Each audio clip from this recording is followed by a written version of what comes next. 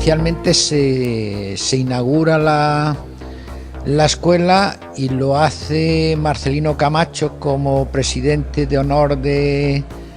Comisiones Obreras. En aquel momento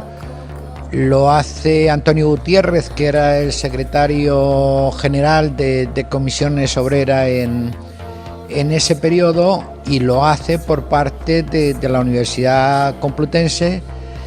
Gustavo Villapalos, que en ese momento era el rector de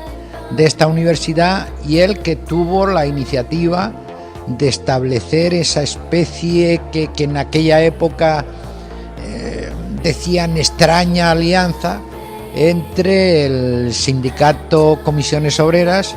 y una universidad tan centenaria, tan histórica y tan relevante como era en aquel momento, y lo sigue siendo, la Universidad Complutense.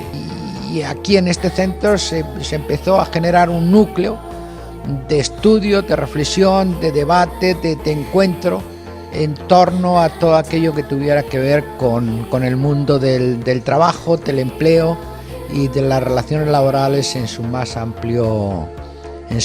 sentido.